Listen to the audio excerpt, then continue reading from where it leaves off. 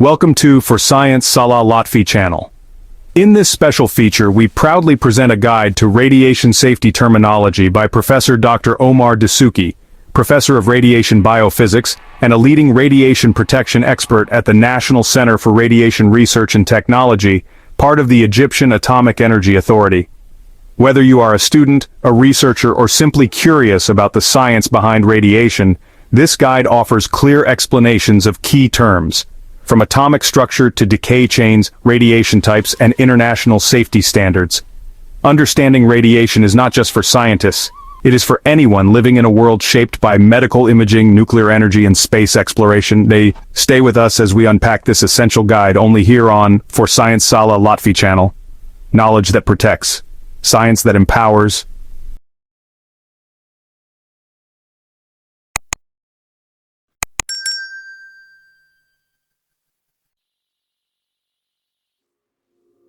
Radiation is all around us. Think of it as energy on the move, traveling through space. Some forms of radiation are familiar, like sunlight or radio waves. These are generally harmless, but some radiation carries much more energy. This essay is about that powerful radiation. It's about understanding its nature and how we can coexist with it safely. Radiation safety is the science of protecting people and the environment from harmful radiation. It's not about fearing this energy blindly, but understanding it deeply.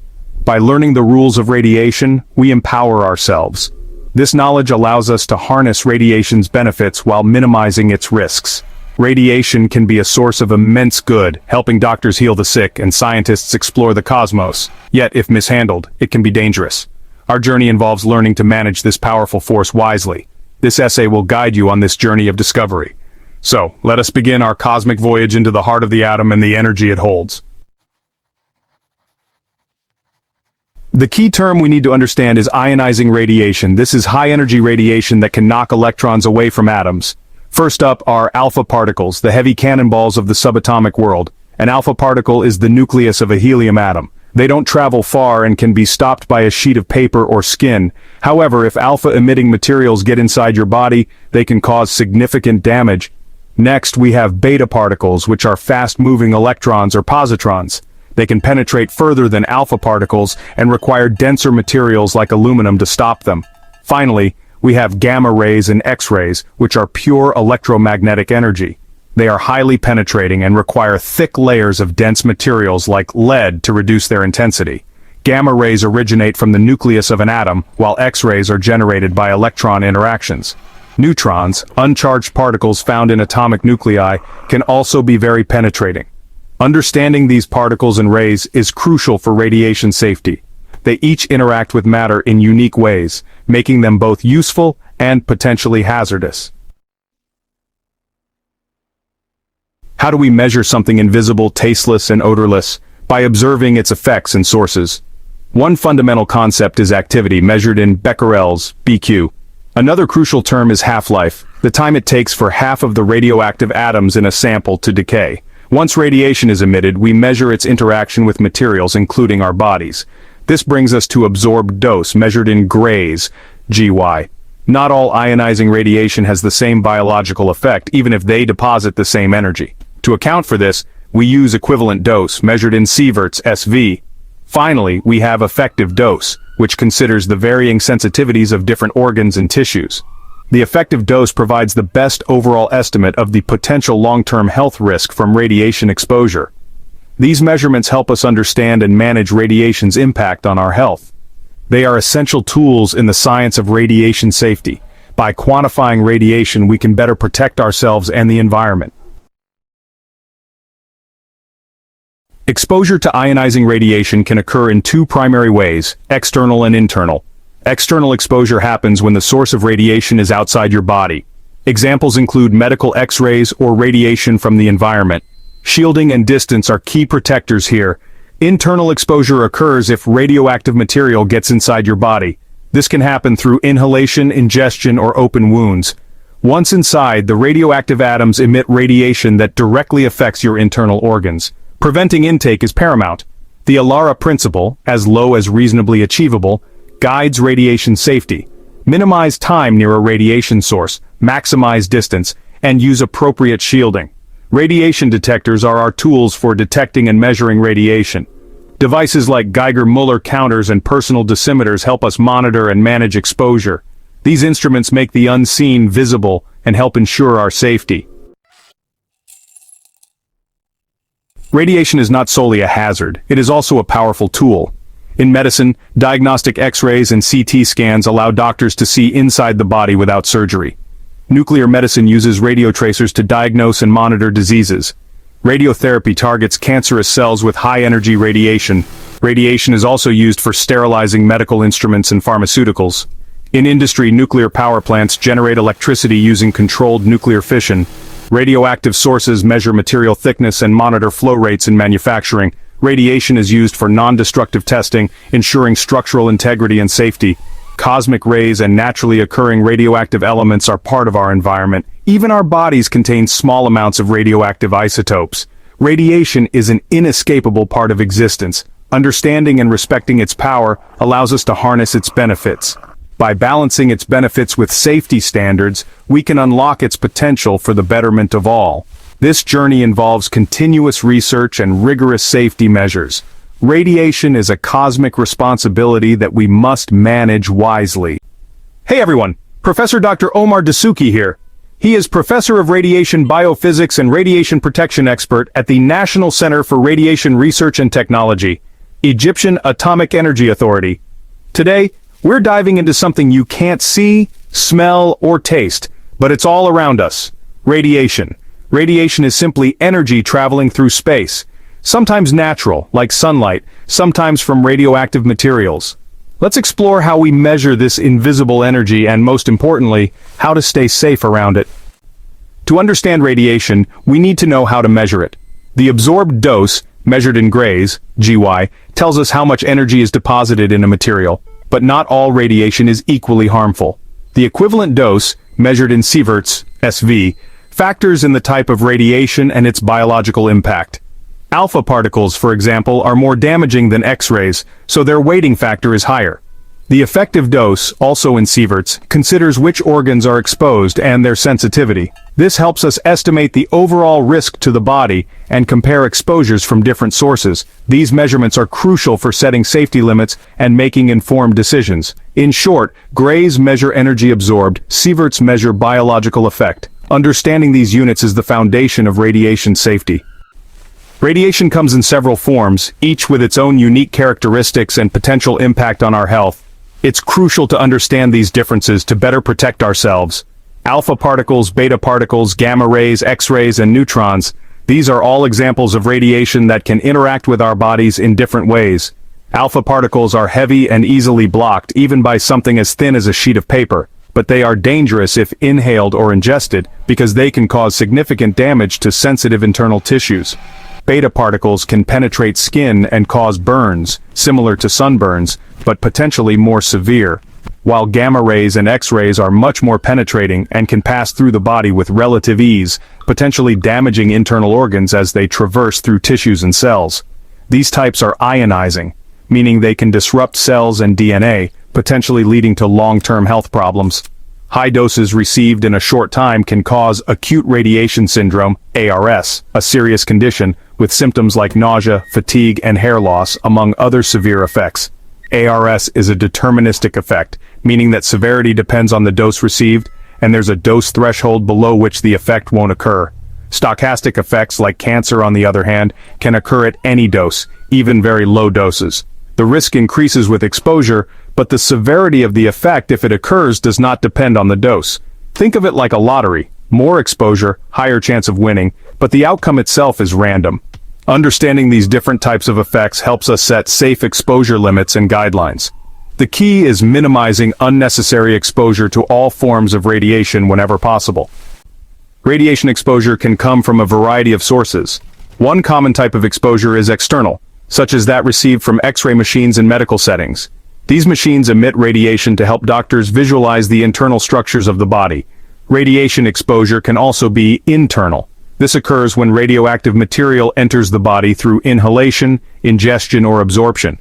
Once inside, these materials can irradiate internal organs and tissues. To detect the presence of radiation, we rely on specialized tools. Geiger counters are commonly used to detect and measure ionizing radiation in an environment. In addition to environmental monitoring, it's crucial to track individual exposure. Dosimeters are used to monitor and record personal radiation exposure over a period of time. Dosimeters come in various forms to suit different needs. Film badges are a traditional type of dosimeter that uses photographic film to measure radiation exposure. More modern options include electronic devices, which provide real-time monitoring and digital readouts of radiation levels. These dosimeters are essential for workers in radiation environments, such as nuclear power plants and research laboratories, ensuring their safety. Many industrial and medical applications rely on sealed sources, radioactive material that is safely encased to prevent leaks, contamination, and direct contact, ensuring safe handling.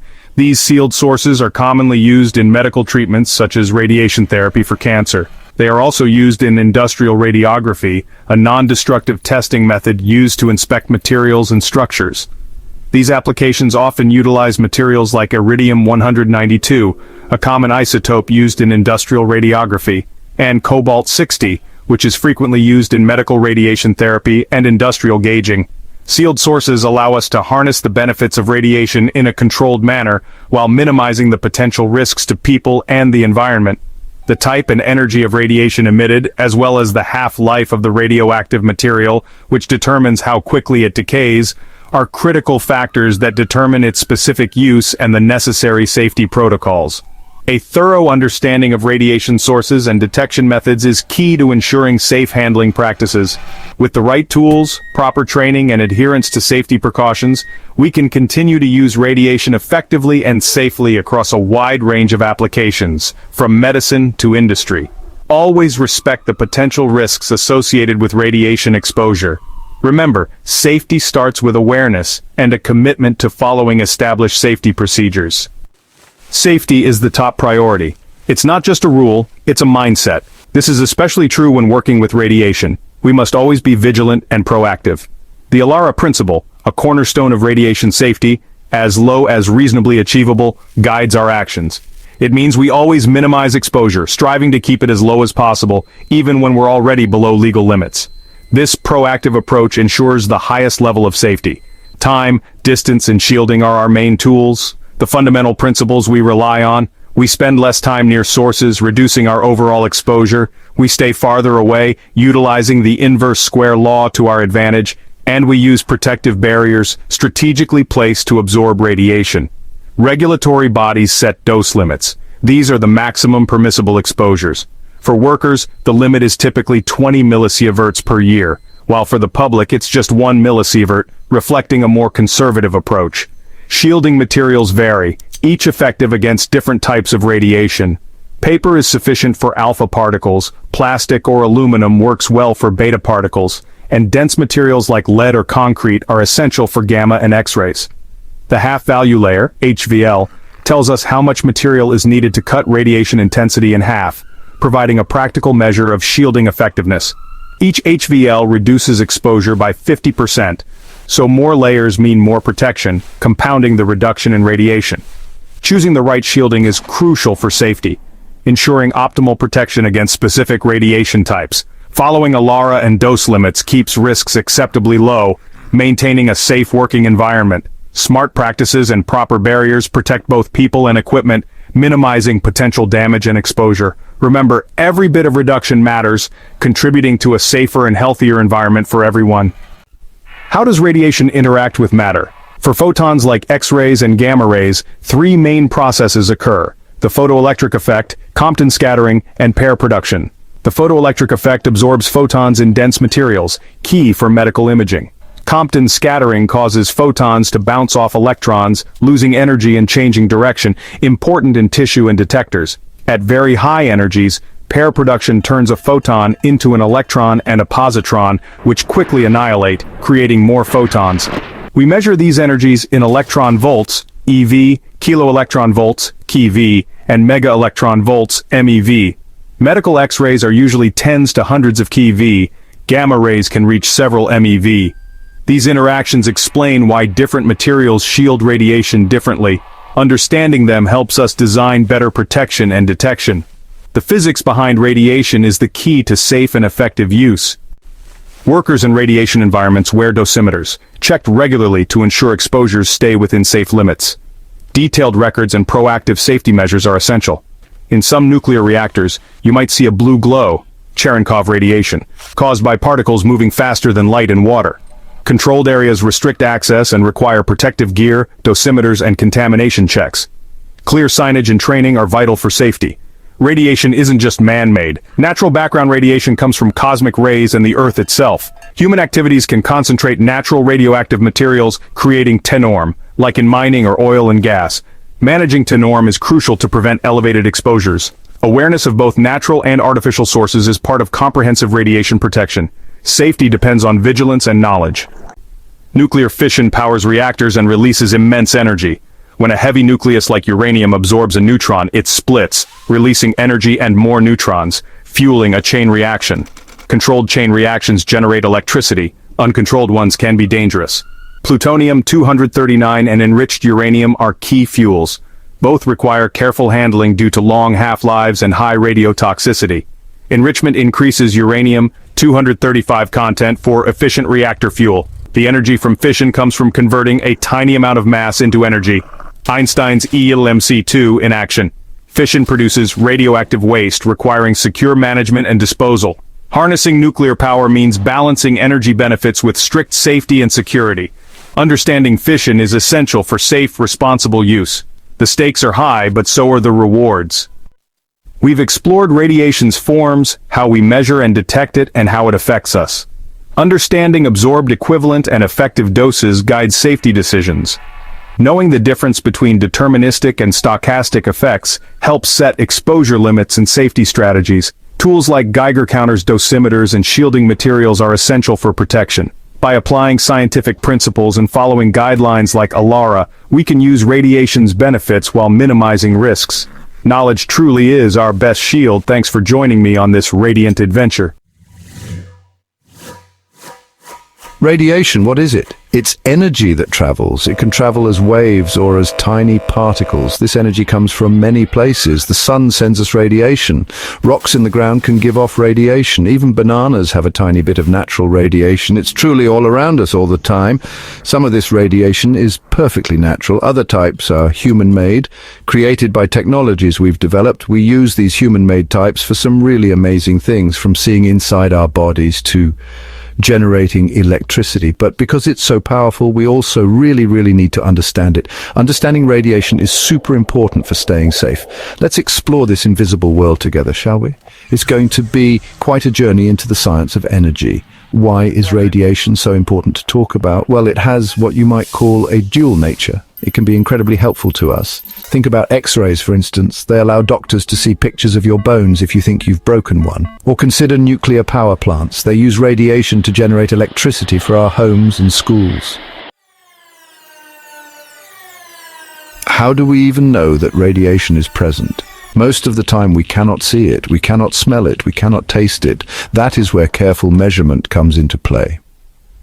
Scientists have developed very special ways to quantify radiation. When we measure radiation, we often talk about something called dose. You can think of it like a recipe for baking a cake. If you use too little of an ingredient, the cake might not turn out right. If you use too much of an ingredient, you might spoil the whole dish. Radiation dose is a bit like that. It tells us how much radiation energy is being deposited into something, like a part of your body or an object. First up in our measurement toolkit is the absorbed dose. This concept is pretty straightforward to understand. It is simply the amount of radiation energy that gets absorbed by a certain amount of material. Imagine you have a sponge and you put it in water. The absorbed dose is like measuring how much water the sponge soaks up per unit of its mass. So what exactly happens when radiation interacts with our amazing human bodies? Our bodies, as you know, are made up of trillions and trillions of tiny living units called cells. Radiation has enough energy that it can damage these cells. One of the main things it can do is damage DNA. DNA is like the instruction manual or the blueprint that tells each cell how to do its job and how to make new cells. If these DNA strands get broken or altered by radiation, it can cause problems. Now, our cells are pretty smart. If the damage is small, they can often repair themselves. Yay, cells! But if the damage is too extensive, or if the repair process isn't perfect, then cellular problems can arise, which can lead to health issues. When a person is exposed to a very, very high dose of radiation in a very short period of time, they can develop a serious condition called acute radiation syndrome, often shortened to ARS. How does radiation even get into our bodies in the first place? Well, there are a few main pathways this can happen. One common way is through external exposure. This occurs when the source of the radiation is located outside your body. Examples of this would be standing near an X-ray machine while it is on, or being in the vicinity of radioactive materials that are emitting radiation. The radiation then travels through the air or another medium and can reach your body, potentially interacting with your cells. Another important pathway is internal exposure. This happens if you accidentally swallow, ingest, or breathe in, inhale radioactive material. It could also get into your body through an open wound or a cut in your skin. Once inside, that material irradiates your body from within. Once radioactive material gets inside your body, it can be particularly tricky to deal with.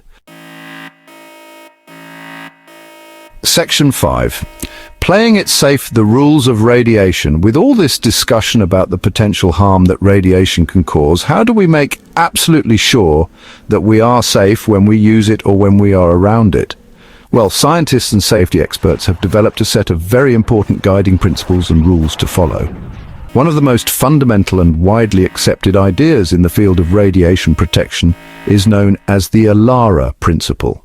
ALARA is an acronym, and it stands for as low as reasonably achievable. This simple but powerful principle means that we should always make every effort to keep radiation doses to people as low as we possibly can.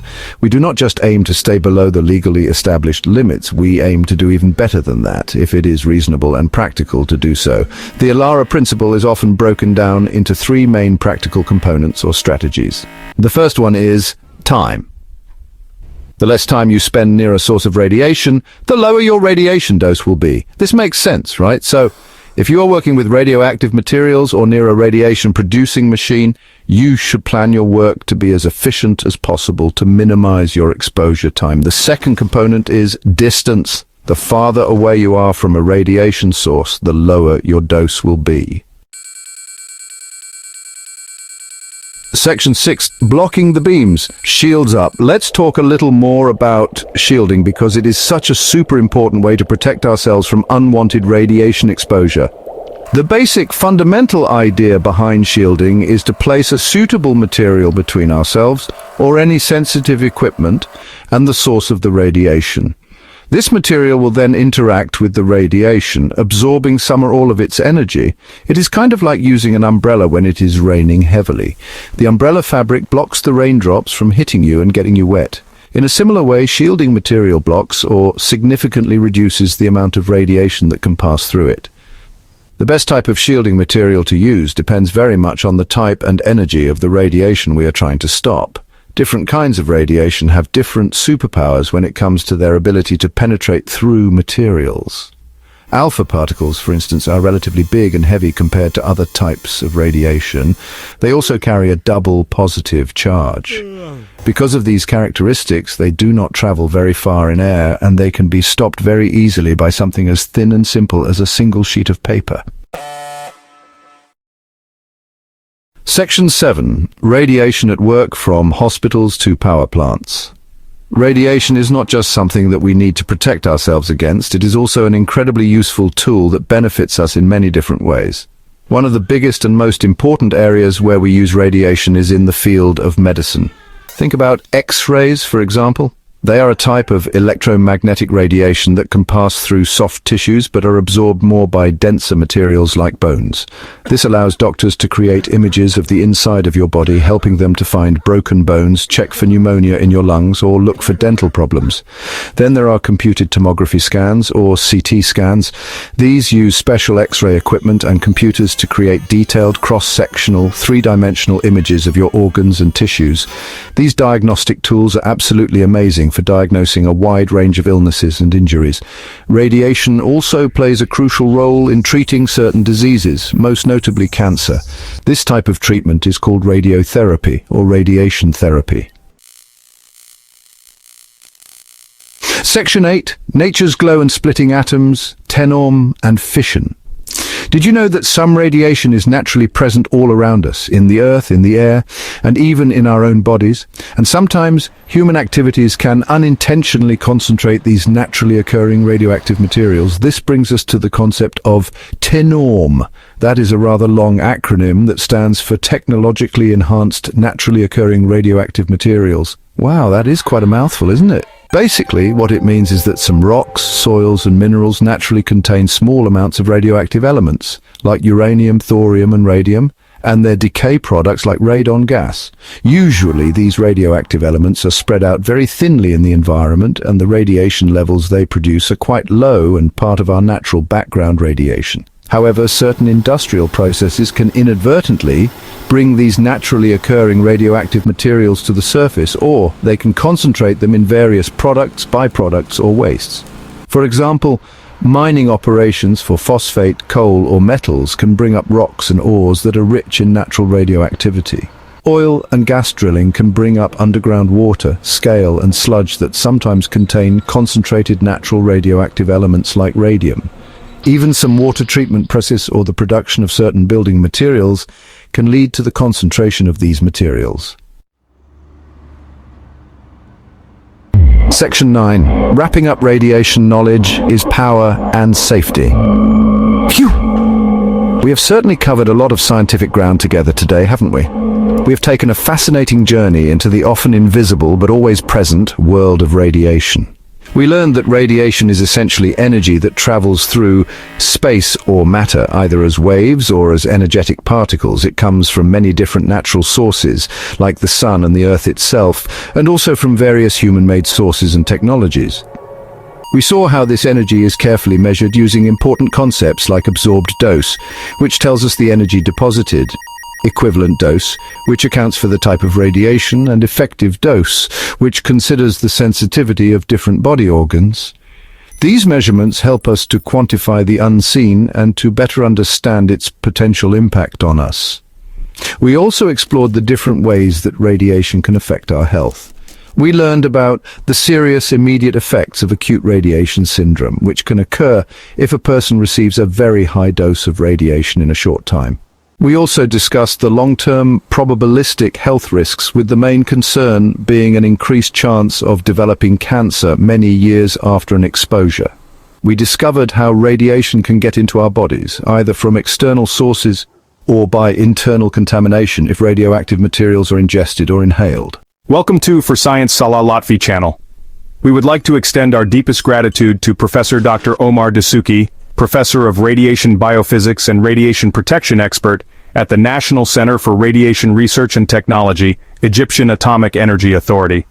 Through his LinkedIn page, Professor Dr. Desouky has generously shared outstanding educational content in radiation science. With his kind permission, we are honored to transform one of his key lectures into a video format to widen its reach and multiply its impact. We sincerely thank our viewers for your ongoing support. Stay tuned for more valuable, science-driven content. This is For Science Salah Lotfy channel, where knowledge spreads and science serves. Subscribe, learn, share, credits. Special thanks to Professor Dr. Omar Desouky.